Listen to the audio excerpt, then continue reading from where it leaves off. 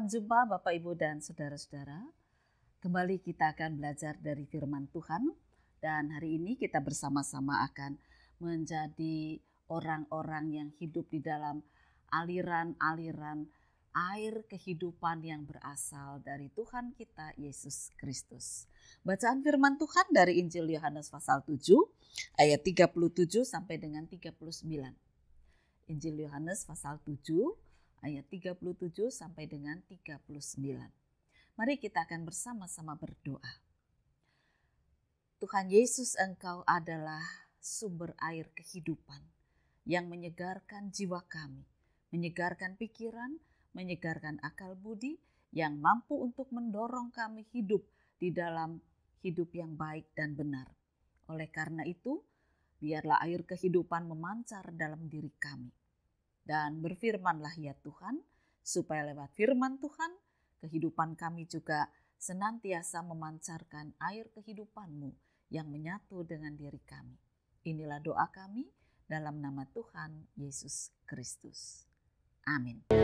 Dan pada hari terakhir, yaitu pada puncak perayaan itu, Yesus berdiri dan berseru, "Barang siapa haus, baiklah ia datang kepadaku dan minum.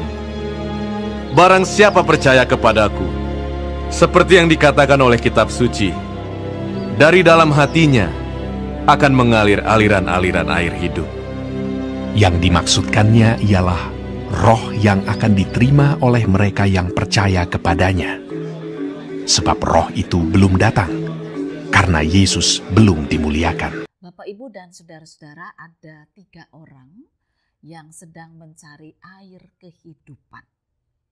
Mereka masing-masing berjalan dari tempatnya yang cukup jauh. Mereka mendengar di satu tempat ada air kehidupan. Wah, mereka ingin mendapatkan air kehidupan itu supaya mereka boleh hidup terus. Nah, orang yang pertama ini orang kaya.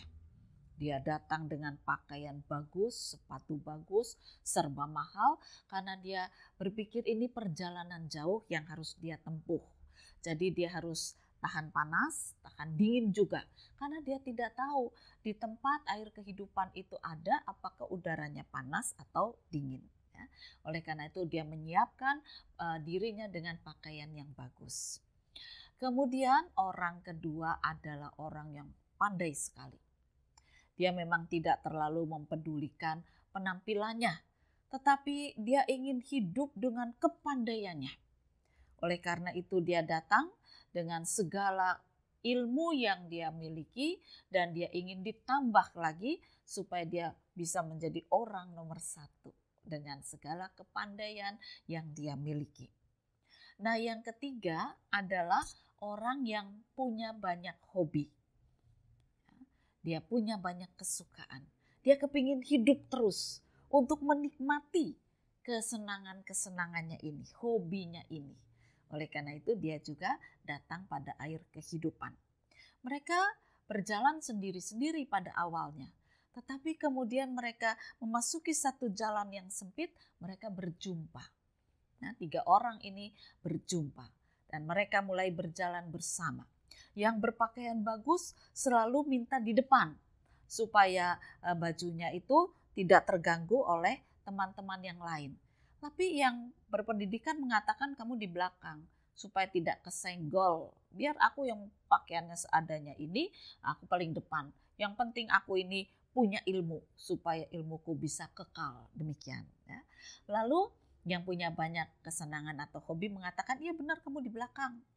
Akhirnya yang berpakaian bagus mengatakan, oh iya betul, kalau gitu saya di belakang supaya nggak senggol-senggolan dengan yang lain. Akhirnya yang punya kepandaian berjalan paling depan, kemudian yang di tengah itu punya banyak hobi, dan yang ketiga orang kaya dengan baju bagusnya. Setelah menempuh perjalanan cukup jauh, akhirnya mereka tiba di sebuah kolam kecil dengan sebuah mata air yang tidak tinggi.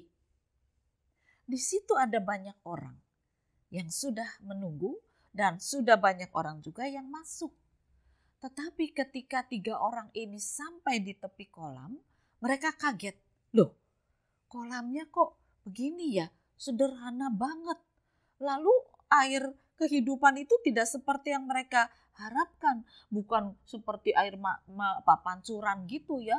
Lalu sumber mata air itu cuma memancar dari air, dari dalam tanah. Ya. Tidak tinggi. Nah, orang yang mau minum ke sana memang tidak boleh pakai alas kaki. Karena nanti akan mengotori kolam.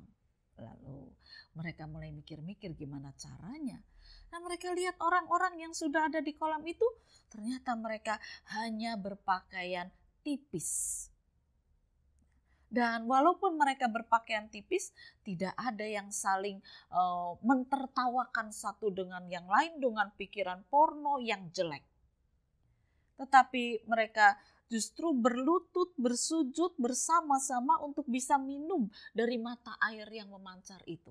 Dan itu tidak mudah. Karena mata air cuma sedikit mancarnya ya. Jadi harus dipakai tangan. Sampai di sini habis. Diulang lagi. Akhirnya mereka bersama-sama ya, saling menolong, saling membantu untuk bisa mengambil sedikit air untuk mereka minum. Nah, yang berpakaian bagus mikir, waduh, sepatuku mahal, kalau taruh di pinggir kolam hilang apa enggak? Bajuku bagus, mahal, masa ditaruh di kolam, di sini di pinggir kolam begini? Dia mulai ragu-ragu. Orang yang pandai mulai kehilangan kepercayaan. Bagaimana bisa air seperti itu memberi kehidupan kekal? Lalu orang yang punya banyak hobi juga tidak minat lagi. Hobiku banyak, kalau cuma minum gitu aja, wah mata air seperti itu banyak sekali. Dan akhirnya 3 orang ini pergi. Bapak, Ibu, dan saudara-saudara, ini satu gambaran begitu banyak orang mencari sumber kesegaran hidup, air kehidupan. Tetapi ketika mereka melihat sumber air kehidupan ada pada Yesus, seperti yang digambarkan firman Tuhan di sini, maka banyak orang Israel, orang-orang pandai, orang Farisi, ahli Taurat, orang yang punya kekayaan tidak percaya. Kenapa? Karena mereka harus datang kepada Yesus dengan ketulusan, kerendahan hati. Mereka harus membuang segala yang mereka miliki supaya mereka bisa menikmati air kehidupan yang Yesus berikan. Kenapa? Karena di sini dikatakan, barang siapa haus, baiklah ia datang padaku dan minum. Barang siapa percaya kepadaku, seperti yang dikatakan oleh kitab suci, maka dari dalam hatinya akan mengalir aliran-aliran air hidup. Jadi kalau datang pada Yesus dengan segala kesombongan, mau ngatur, aku kaya, aku pinter, aku punya banyak hobi, enggak jadi. Enggak bisa. Harus percaya dengan iman. Membuang segala harta benda dunia, kepandaian dirinya, keangkuhan dirinya, kesombongan dirinya, itu harus dibuang. Dan ketika itu sudah dibuang, dia datang dengan ketidakberdayaan mencari sumber hidup dalam Yesus. Mengakui bahwa hanya Yesuslah sumber kehidupan. Air yang menyegarkan, yang akan memberikan mereka kehidupan. Bukan cuma kesegaran di dunia, tetapi menuntun kesegaran itu akan menuntun terus-menerus melewati perjalanan hidup sampai dalam kerajaan surga. Nah, kalau kita berada di tempat kolam tadi, bagaimana dengan posisi kita? Bisakah kita yang mempunyai harta banyak ini kemudian membuang semua harta kita dan datang kepada Tuhan Yesus? Lalu bersama-sama dengan orang-orang yang ada di sana saling menopang, saling menolong satu dengan yang lain supaya bisa menikmati air kehidupan.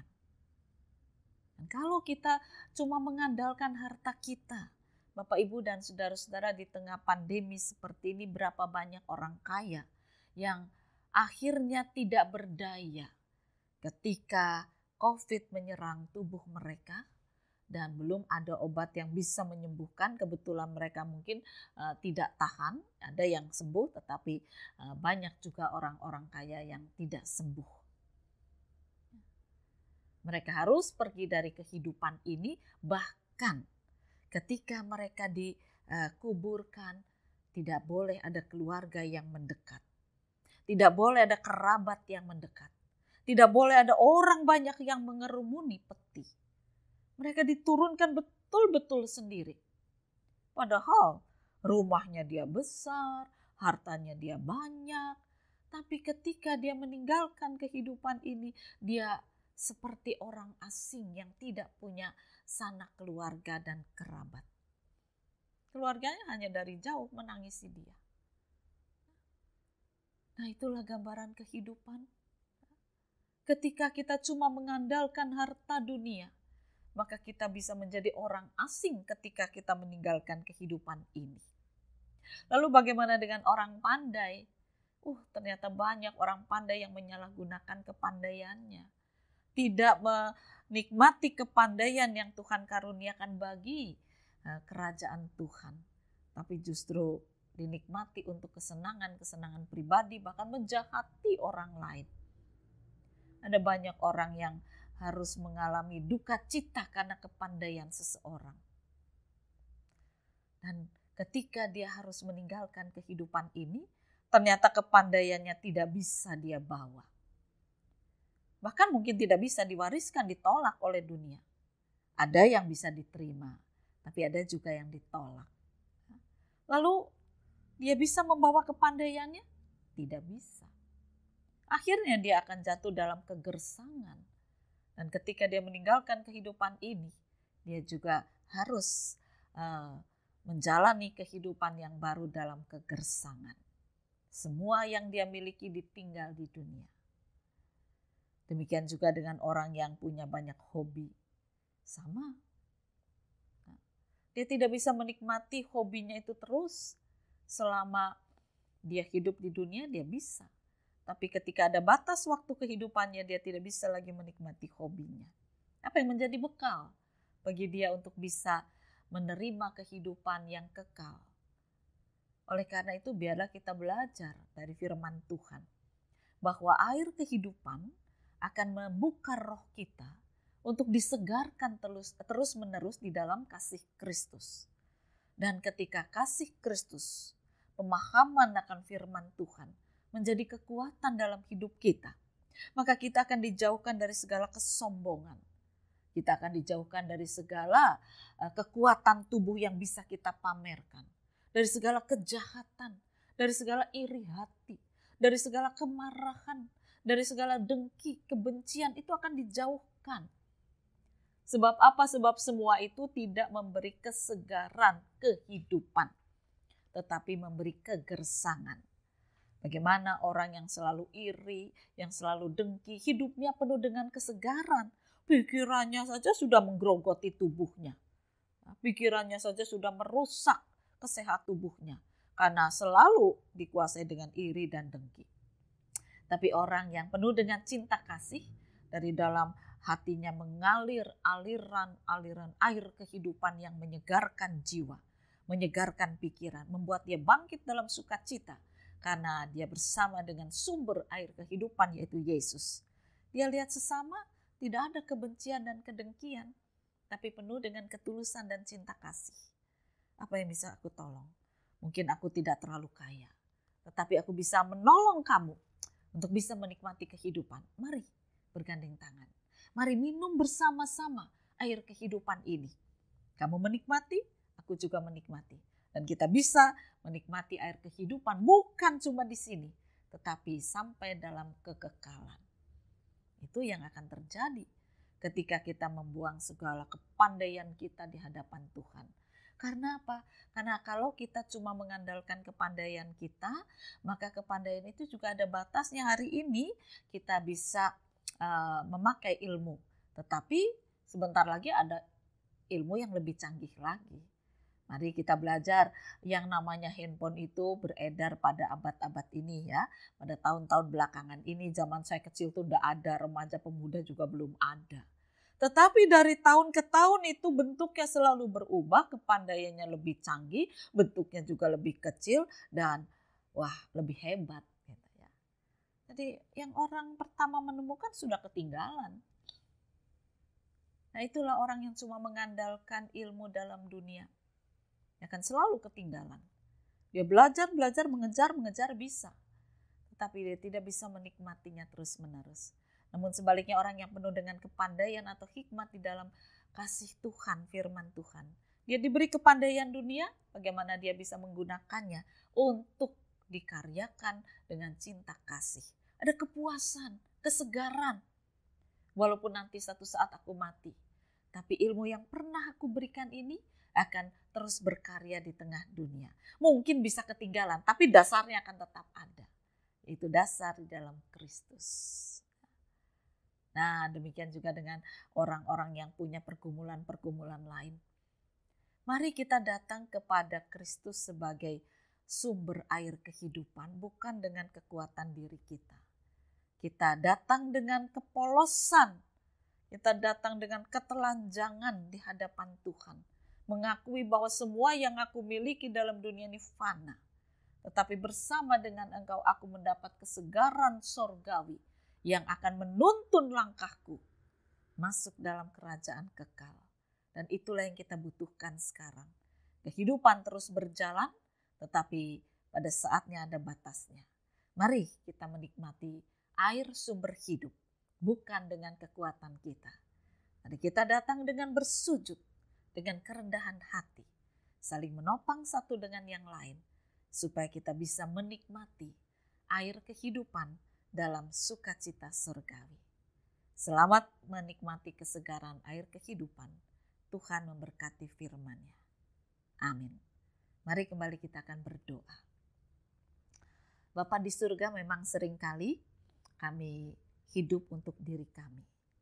Kami memikirkan keluarga kami, tetapi kami mengabaikan orang-orang lain di sekitar kami. Ampunilah kami.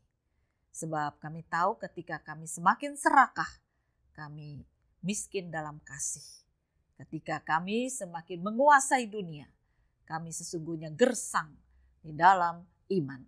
Nah, oleh karena itu biarlah Tuhan kembali menyegarkan hidup kami dengan air kehidupan. Kami datang dalam kepolosan, kerendahan hati, ketidakmampuan, ketidakberdayaan. Sujud di hadapan Tuhan.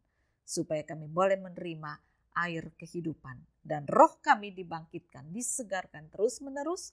Hingga kami boleh menikmati hari-hari yang Kau anugerahkan di dalam karya kebangkitan Kristus.